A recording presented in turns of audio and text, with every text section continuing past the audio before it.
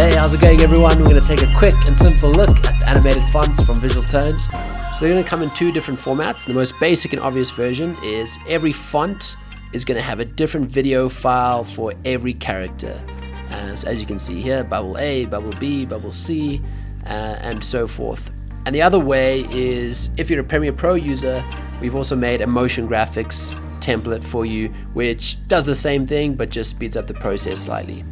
All right, let's get straight into it. Let's find some footage and yeah, just something in the background while we play with this. All right, so what you want to do is decide on what font you're going to use. All right, let's go for Scratchy. Let's just do the initials of Visual Tone. We'll do a V and a T. Drag it on top. And let's actually bring a hashtag in so we can use a symbol. And now we're going to change the blending mode to screen. That's going to remove the black area. So if we do that to every single one of these that we're going to use. Now let's just position these a bit better. Let's grab them all and nest it just to make it easier to work with. And we've got to go ahead and change the blending mode back to screen. And we're going to reduce the scale. And then we go in the most basic form. There you have some animated fonts. But then after we've done that and we decide, hey, maybe we want a different font. Well, it's easy enough to change. We just go back into this nest. Let's try find Swept. Okay, let's find the V. We're going to hold down the Option key while clicking on V and dragging it over the old file, and it'll replace it as easy as that. And now we have a new font.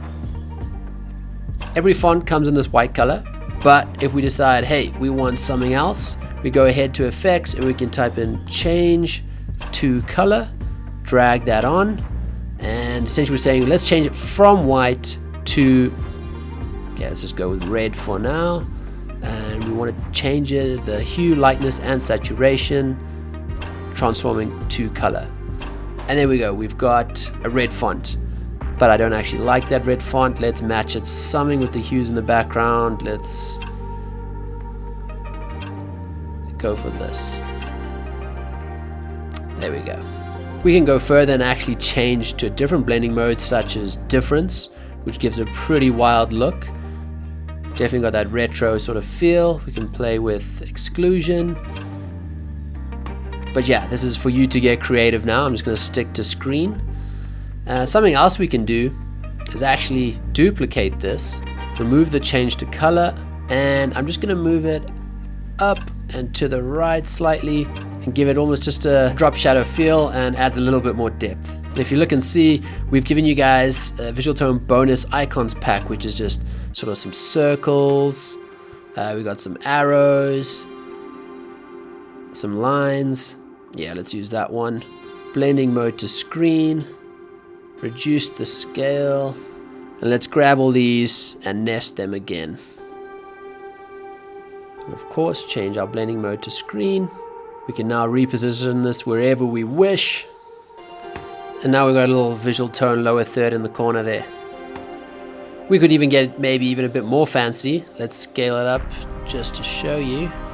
If we bring in some more footage, we've got a city time lapse here. I'm going to put it underneath. I'm going to go ahead to my effects and type in track matte. Throw on the track matte key onto the city time lapse. We want the matte to be on video 3, which is where our font is.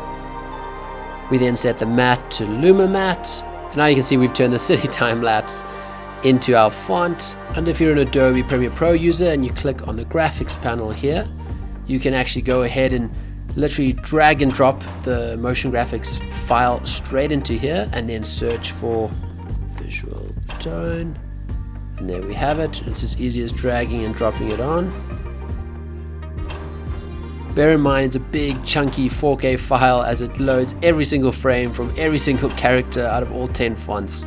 So it takes a while. It's pretty harsh on your machine, but it does make the workflow a bit faster. And we hit the drop down menu for letters. Let's just do VT again. Let's find our V, our T, turn it on. We're just going to adjust the position, the X position, move it to the right. That should do, and let's grab our hash. Playback might be a little bit choppy. We can select the different speeds of the animation. very fast obviously being pretty fast, and all the way down to still, which will have no movement at all. Now we can go to our global controls, and here we can actually choose whatever color we wish. Red, it's as easy as that. Turn that off. But now we can actually go ahead and choose a gradient color. So if we turn this on, what we can do is we can have, you know, the top half red, bottom half blue, and we've got these sliders here. Select our midpoint of the top color and bottom color, and then even blend it in with our main color here. And obviously the beauty of being able to go and change to whatever font we want with just a click of one button.